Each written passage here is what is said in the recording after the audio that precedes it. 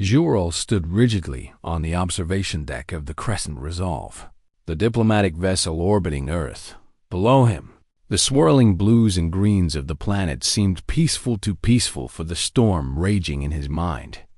As one of the Volari Dominion's most promising cadets, he had spent his entire life mastering the art of controlled conflict. The Volari had long abandoned the chaotic, brutal wars of their past.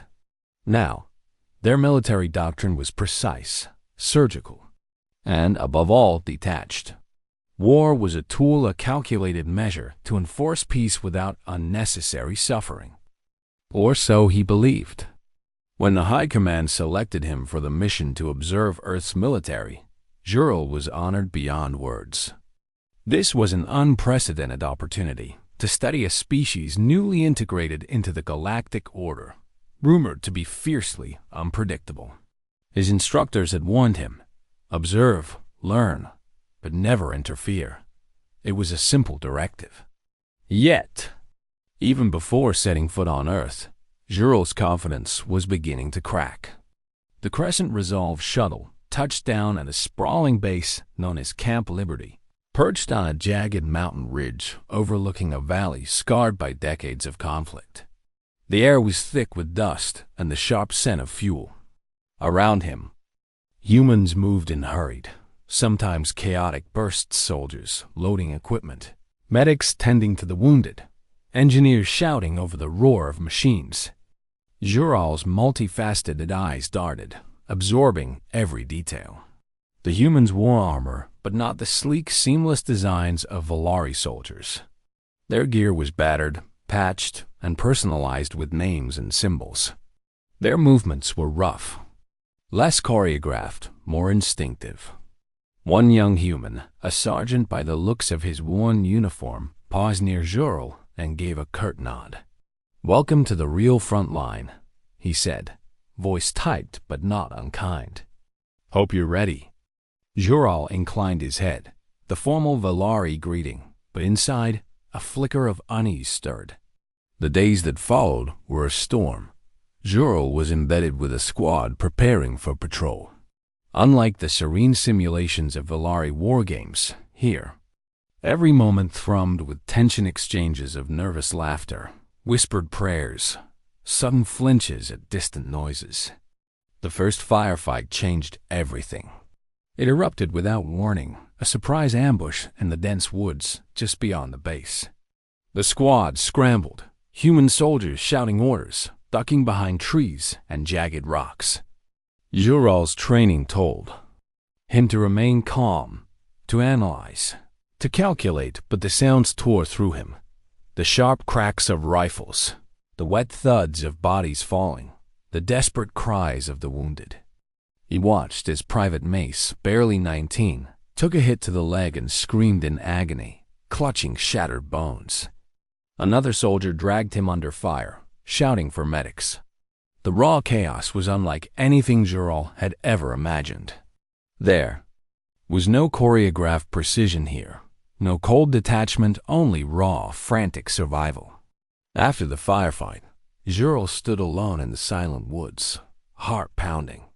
He felt something unfamiliar, a pang of helplessness. The Volari valued control and distance. The humans seemed entangled in mess and emotion, both strengths and weaknesses. Back at Camp Liberty, as night draped the sky in a cloak of stars, Jurol stared out over the valley. Fires still smoldered in distant villages. Faint radio chatter carried stories of loss, fear, and fleeting hope. His mind churned with questions. How could a species so disorganized and brutal survive? More perplexing, why did they keep fighting despite endless carnage? That night, Jurol dreamed of the firefight, the cries of Private Mace, the flashes of gunfire, the look in a mother's eyes as she clutched her child in a war-torn street. He awoke gasping, the steady doctrine of the Volari cracking like fragile glass. In the days ahead, Jurol would plunge deeper into Earth's horrors, visiting battlefields, interviewing soldiers, and unlocking secrets buried beneath the war's chaos. His mission was supposed to be observation, detached and clinical. But something inside him was awakening, a profound conflict between the cold perfection of his people's ideals and the messy, painful, yet relentless spirit of humanity. For the first time in his life, Jural's belief in the infallibility of his training wavered. The calm order he trusted was no shield against the savage reality of Earth's wars. And somewhere in the depths of his growing doubt, a quiet defiance began to take root. The morning sun clawed its way through a thick canopy of pines, casting long shadows across the forest floor. Jural's compound eyes scanned the terrain carefully, every facet of the landscape offering new data. Yet the cacophony around him was unlike anything his sensors had prepared for. Shouts, boots pounding the dirt, the metallic clatter of weapons being readied. The humans moved like restless predators, jittery and fierce. Sergeant Mace led the squad, a compact unit of 6, into a narrow clearing. The humans communicated with clipped commands, words rushing like rapid-fire pulses. Jural listened, trying to parse the emotion beneath their tones. Anger? Fear? Determination? It all bled together in a chaotic storm. Suddenly, the forest erupted. Bullets tore through the underbrush with deadly precision. Explosions shattered trees, sending shards of bark and dirt skyward. The squad scattered, instinctively diving for cover. Jural felt the sharp sting of adrenaline pulse through his veins, an unfamiliar surge of something primal. Return fire! Sergeant Mace barked. Jural's mind raced. In Valari combat simulations, soldiers maintained composure, firing only when targets were locked, casualty counts meticulously tracked and minimized. Here, instinct dominated. Shots rang out in wild bursts. Some fell wounded, screams tearing through the smoke. Jural ducked behind a gnarled tree, his heart hammering. A bullet slammed into the trunk mere inches from his head, sending splinters raining down. A soldier nearby collapsed, clutching a shattered arm, eyes wide with pain and terror. The horror wasn't just the violence. It was the raw emotion that bled from every wounded soldier, every desperate shout. This wasn't strategy or efficiency. This was chaos, pain, and a fierce will to survive that defied logic. He saw Mace rush forward under fire to drag a fallen comrade to safety, blood pooling beneath them. The human's face twisted with agony and rage, but never hesitation. Jural's rational mind screamed to retreat, to call for reinforcements, to minimize loss. But he also saw a spark of fierce loyalty, a bond forged in fire. The firefight lasted only minutes, but to Jural, it stretched into an eternity. When the enemy withdrew, the squad regrouped, panting and wounded. A medic knelt over the worst injuries, the soft murmurs of comfort cutting through the tension. Later, back at camp, Jural found himself unable to shake the images. The human. Soldiers laughed nervously around campfires, swapping brutal stories with grim smiles.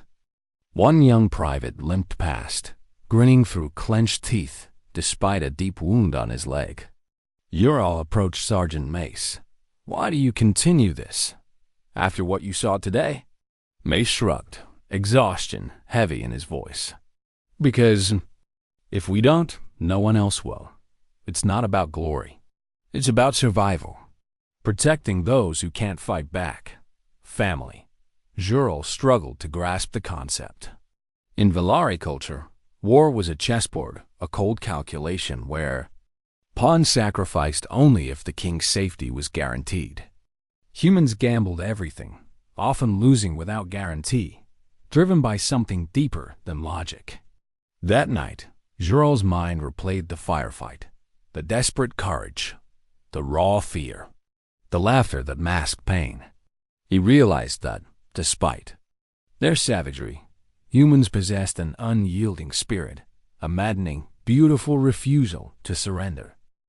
The walls of the human military archive were vast, stretching like an endless canyon of memory and pain. Jural moved through the dimly lit hallways, the soft hum of data servers the only sound accompanying his every step. He was here to observe, to learn, but as he delved deeper, the weight of what he uncovered pressed on him like a crushing tide. His eyes flicked over holographic displays flickering with images from Earth's most devastating conflicts. At first, the sanitized official records maps of troop movements, strategic briefings, clean statistics on casualties. But curiosity pushed him beyond the surface. A single file marked "Classified" eyewitness footage caught his attention. As he opened it, a flood of raw, unfiltered images poured in. The screen filled with scenes of soldiers huddled in muddy trenches, faces gaunt, eyes hollow. Then the chaos escalated, explosions erupting in villages, civilians screaming as homes collapsed around them, fires devouring entire neighborhoods. Jural's sensors struggled to process the emotional data, the terror, the grief, the fury. He paused on a haunting video, a narrow alley in a devastated city, where a young girl, no older than 7, cradled her dying brother. Her tear-streaked face was pale but resolute, refusing to leave his side even as gunfire cracked overhead. The Valari military doctrine taught that war was a necessary evil, a cold calculation to be minimized. But here, the reality was a relentless storm of suffering, a chaos beyond control or calculation. Further files revealed footage from the nuclear bombing of Hiroshima cities obliterated in blinding light, survivors struggling with burns, radiation sickness, and despair. Other clips showed guerrilla fighters ambushing convoys in dense jungles, child soldiers clutching weapons too large for their small hands, and mass graves filled with nameless victims. Ural found himself unable to turn away. His usual detachment, honed by decades of Valari discipline, faltered. The images seared into his mind, a brutal testament to humanity's darkest depths. But amid the horror, there was something else: moments of defiance and compassion. Footage of medics risking their lives to pull wounded civilians from burning buildings. Soldiers sharing meager rations with orphaned children. Mothers cradling infants amidst the rubble, whispering lullabies to drown out the screams. He realized that these moments were as much a part of the story as the violence. They were a mirror to a species battered but unbroken. That evening, Jural sought out a human historian, Dr. Ellen Carter, who had spent decades collecting these testimonies. Over cups of bitter black coffee, she spoke quietly. "War is hell," she said, eyes tired but unwavering. "But it's also where humanity shows its rawest face. Not just the cruelty, but the courage. The pain that refuses to be ignored." Jural listened, absorbing her words. He asked, "Why do humans continue to fight, knowing the suffering it causes?" Dr. Carter's gaze met his. "Because some things are worth fighting for, even if it means enduring the worst. Freedom, family, hope. The fight shapes who we are. Sometimes it's all we have." That night, as Ural lay beneath Earth's starlit sky, he wrestled with a profound truth. The Valari sought peace by erasing conflict, removing pain through order and control. Humans endured pain, carried it forward, and somehow transformed it into resilience. His mission had been simple: observe and report. But now, the lines between observer and participant blurred. What did it mean to truly understand a species whose identity was forged in fire and loss? Ural's faith in his own doctrine began to crack, and with it, the certainty of his place in the universe. The small room was filled with the scent of old paper, sweat, and something intangible worn resolve. Ural sat across from Sergeant Marcus Kane, a grizzled human veteran whose face was a roadmap of scars and years spent on battlefields both distant and near. Kane's eyes held a mixture of fatigue and fierce pride. He spoke slowly, each word weighed with the burden of memory. "I've been through wars you wouldn't believe," Kane said, voice rough but steady. Lost friends, lost parts of myself. I don't think I'll ever get back. Jural's multifaceted eyes focused sharply. Why do you keep fighting? Kane chuckled bitterly. Because quitting isn't an option. Because if we don't stand, someone else will step into. Take what we care about. It's not about glory or conquest. It's about survival and something harder to explain, purpose. Jural listened, struggling to reconcile this with his own people's teachings. The Valari prized detachment and precision, seeing war.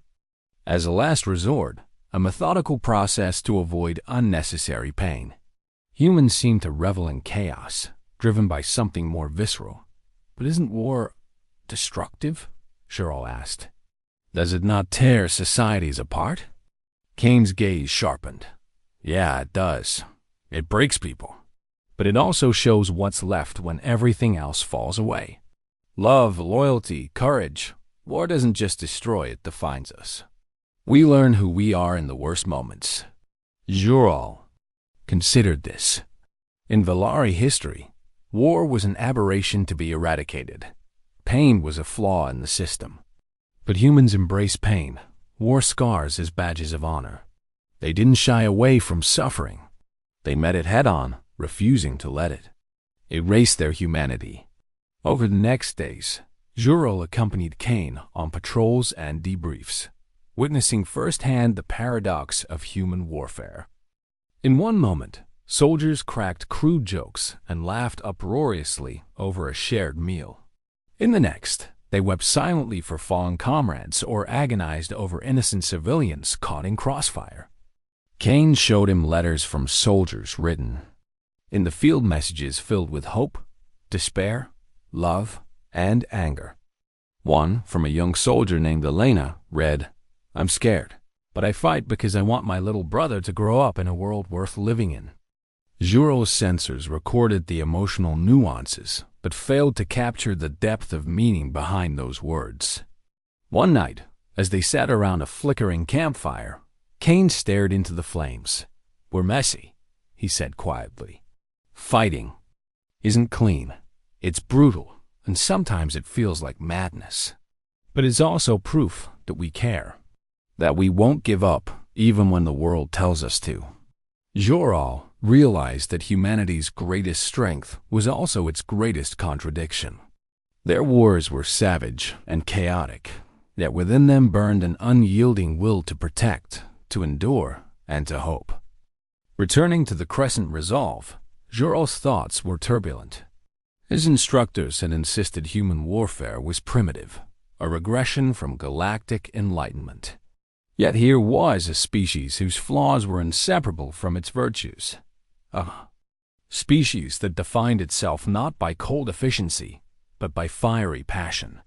Jural felt isolated among his own people. His peers saw humans as chaotic, dangerous anomalies. But he had glimpsed something vital, a raw, aching humanity that no amount of military doctrine could erase. The lines of his own identity began to blur. Was peace truly achieved through control and avoidance of pain? Or was there a deeper truth in embracing the mésalliances of existence, the costs of struggle, and the courage to face them? The answers eluded him, but one thing was clear. The mission to observe was no longer simple. Jural was changing, caught between two worlds and two philosophies, uncertain which path to follow. The briefing room was stark and cold, illuminated by harsh white lights that cast long shadows over the human officers gathered around a holographic map table.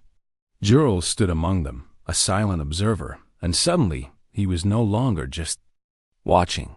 He was being drawn into a mission that would challenge everything he believed.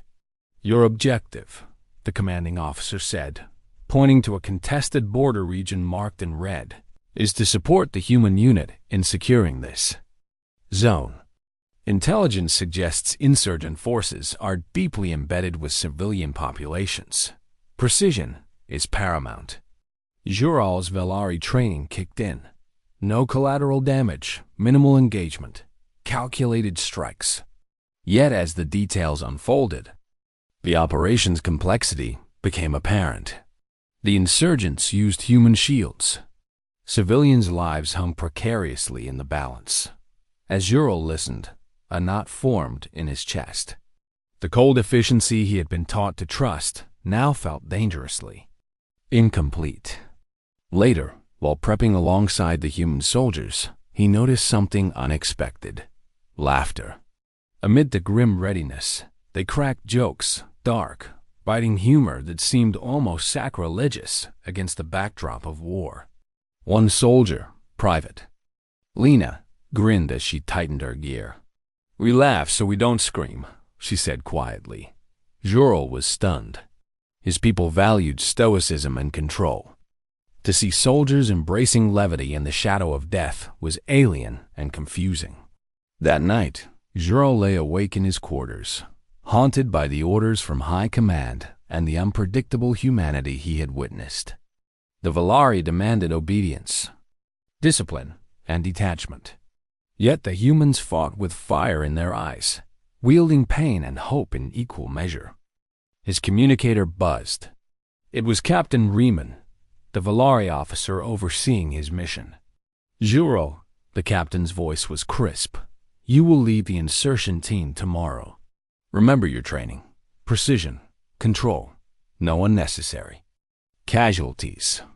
The words felt like chains tightening around Ural's conscience. The next morning, in the dense jungle of the border zone, Ural moved with the team. The air was thick with humidity and tension. Every rustle of leaves could be an enemy. Every shadow, a threat. Suddenly, gunfire shattered the uneasy calm. The squad scattered, returning fire, while Ural processed orders and calculated trajectories with mechanical precision. Amid the chaos, Ural saw a young child dart from behind a tree, eyes wide with fear. A soldier instinctively raised his weapon. Ural's voice cut through the noise, steady but urgent. "Hold fire! Civilian!" The soldier hesitated, lowering his rifle. In that instant, Ural glimpsed the humanity that complicated every engagement and innocence caught in the crossfire, a life worth risking everything to protect. As the firefight dragged on, Ural's mind churned. The cold logic of his people demanded ruthless efficiency. The humans demanded something Messier compassion. Recklessness, a refusal to sacrifice soul for strategy.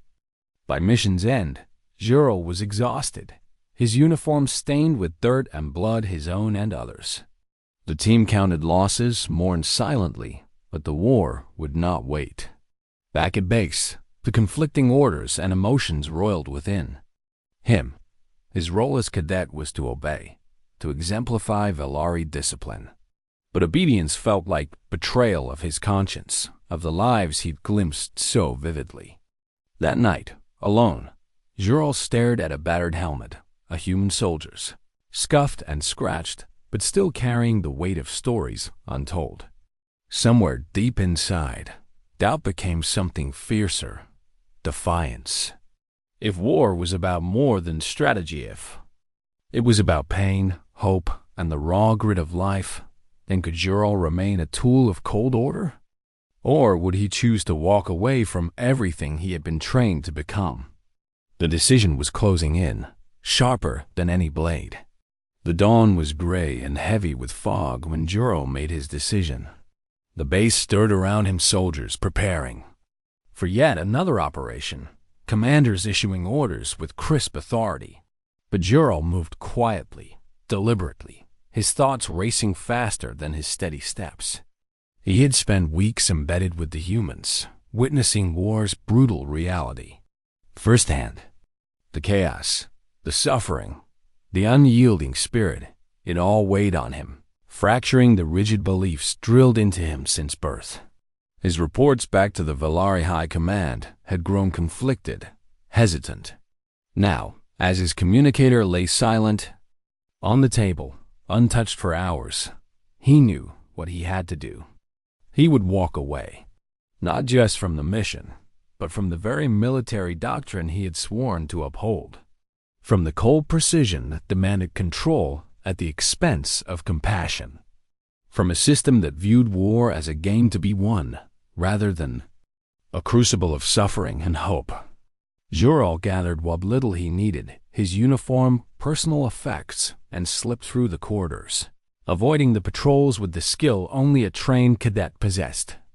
The humans he had come to know were still waking, some groggy, others restless. He felt no warmth for the duty that bound him here. Outside, the air was thick with mist, the mountains looming like silent witnesses. He moved toward the shuttle bay, heart pounding, not from fear, but from the weight of choice. Suddenly, a voice called out behind him. "Jural, where are you going?" He turned to see Sergeant Marcus Kane, the grizzled veteran who had become an unlikely friend and guide. "I'm leaving," Jural said simply. Kane's eyes narrowed, a mixture of surprise and something else respect. "Why?" Kane asked. "Because I cannot continue as I am. This war. These people ... they have shown me a truth my training denies. War is not clean. It is pain and hope intertwined. I cannot serve a doctrine that ignores that." Kane stepped forward, placing a firm hand on Jural's shoulder. "Walking away takes courage. But remember, sometimes the fight isn't about winning battles. It's about standing for what you believe." Jural nodded, feeling the weight of Kane's words settle in his chest. As he boarded the shuttle, the engines hummed to life. The Crescent Resolve awaited in orbit, and with it, the cold command of the Valari High Command. But Jural's path was no longer theirs to dictate. The shuttle lifted off, breaking through the fog and into the vast sky. His communicator buzzed once more, a final transmission from Captain Riemann. "Jural, return immediately. This is an order." Jural stared at the device, then powered it down. He was no longer a cadet bound by orders. He was something else, forged in the fire of Earth's wars, a being shaped by the messy, painful truth of humanity. Ahead lay an uncertain future. But for the first time in his life, Jural was free. The stars stretched infinitely outside the shuttle's viewport, cold pinpricks against the velvet black. Jural sat alone, the hum of the engines a faint whisper beneath the roar of his thoughts. He was no longer bound by Valari law, no longer a soldier obeying orders from a distant command. Yet freedom was not liberation, it was exile. When the Crescent Resolve sensors locked onto the fleeing shuttle, the High Command's response was swift and unyielding. Communications were cut. Every attempt to contact Jural was met with silence. His fellow cadets were instructed to regard him as a traitor. Jural knew the consequences, but he did not flinch. He chose exile over obedience because what he had seen on Earth, the raw chaos of humanity's wars, had pierced his core and shattered the comforting illusions of his training. The Valari's sterile doctrines could not contain the passion, the pain, the hope that defined humans. His destination was uncertain. The shuttle's autopilot had been reprogrammed before departure to chart a course away from Valari space and toward a small human colony on the frontier world of Navarra Prime. There, Jural hoped to find something he could not yet name understanding, belonging, or perhaps a way to reconcile the contradictions inside him. Upon arrival, Navarra Prime was a harsh landscape of jagged mountains and endless deserts, dotted with sparse settlements struggling to survive on the fringe of known space. The colony was a patchwork of human grit and determination, a living testament to the species' refusal to surrender. Jural descended among them like a ghost, his alien form drawing wary glances but no immediate hostility. The colonists, hardened by the frontier's brutal demands, were used to strangers and secrets. He found shelter with a group of farmers and mechanics who had little patience for politics or grand ideals-only survival. In the dusty settlement square, children played under the watchful eyes of elders who had seen too many wars and lost too many dreams. Jural immersed himself in their daily lives, learning to wield tools, tending to crops, sharing stories by campfires that smelled of wood smoke and dust. The simplicity was a balm, yet beneath it lay the ever-present scars of conflict. The colony was no stranger to raids by hostile factions, disputes over dwindling resources, and the looming threat of corporate exploitation. One evening, as Ural repaired a generator alongside Mara, a sharp-eyed mechanic with a fierce spirit, she asked, "Why did you come here? What do you want?" He paused, searching for words that bridged two worlds. I sought to understand what it means to fight, not just with weapons, but with heart. Mara nodded slowly. We fight to keep what little we have, to protect those who can't protect themselves. It's messy and painful, but it's real. Ural realized that. The colony's struggle mirrored the very human wars he had witnessed, chaotic, brutal, yet underpinned by a fierce hope. The peace was fragile. News arrived that a mercenary force was advancing, intent on seizing Navarra's mining rights. The colony braced for battle, uniting farmers, mechanics, and traders in a desperate defense. Ural stood beside Mara, there, faces grim under the red dawn. The looming threat was a brutal echo of the conflicts he had once fled. Yet now, he was not a detached observer. He was part of the fight. As the first shots rang out, Ural felt the surge of something both alien and familiar: fear, determination, and an unshakable resolve to protect this fragile new home. In the chaos, he caught sight of children huddled in shelters, elders standing defiantly with whatever weapons they could muster, and neighbors rallying to aid the wounded. The fight was no longer a distant war in cold archives. It was here, raw and immediate, a crucible where Ural's new identity would be forged. The air was thick with smoke and the acrid scent of burning metal as Ural stood atop a ridge overlooking the battered colony. Below, Navarra prime settlers fought with everything they had: improvised barricades, scavenged weapons, and a fierce will to protect their home. The mercenaries' assault was relentless. Their tactics brutal and precise, honed by years of conflict in distant systems. Yet the colonists, farmers, mechanics, traders fought like cornered beasts, their desperation transforming into raw strength. Ural's forearms moved in practiced rhythm, wielding an energy blade with a grace he had honed in Volari training. But here, every strike was different. It was not just about efficiency. It was about protecting lives he had come to cherish. Beside him, Mara fought fiercely, her eyes blazing with defiant fire. "We hold the line, no matter what," she shouted over the cacophony. As the battle raged, Ural's mind replayed the journey that had brought him here, the firefights on Earth, the endless archives of suffering and courage, the bonds forged with human soldiers, and now these settlers on the frontier. He realized that war was not a neat equation of tactics and outcomes. It was chaos and heartbreak and hope intertwined, a crucible where character was tested and forged. Hours passed like minutes, the sun dipping low, casting long shadows across the battlefield.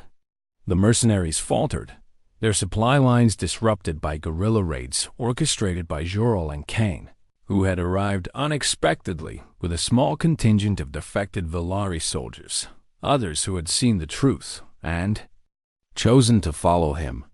The tide turned. By nightfall, the mercenaries were in retreat. The colony's cheers rose into the starlit sky, raw and unrestrained. Ural stood among them, the alien and the human united by a shared victory born of pain and perseverance. In the quiet that followed, Kane approached Ural, clapping a firm hand on his shoulder. "You've done more than fight, Cadet. You've shown us all what it means to believe." Ural looked around the faces of survivors, the children who dared to dream again, the weary but hopeful community. For the first time, he felt something profound: belonging. His choice to walk away from the Volari military was not abandonment. It was a step toward a new way, a recognition The true strength was not found in cold command, but in the messy, painful, beautiful humanity of struggle. Later, as the colony gathered around the fire, Mara smiled and raised a cup. To Jural, the warrior who taught us that even in darkness, hope can burn bright. Ural accepted, a quiet smile touching his lips. He was no longer just a cadet, no longer a soldier bound by doctrine. He was something new, a bridge between worlds, a guardian of imperfection, a testament to the resilience born from war. Under the endless stars, amid the echoes of conflict and the promise of peace, Ural had found his path, not in orders, but in choice. The war was far from over, but the future was his to shape.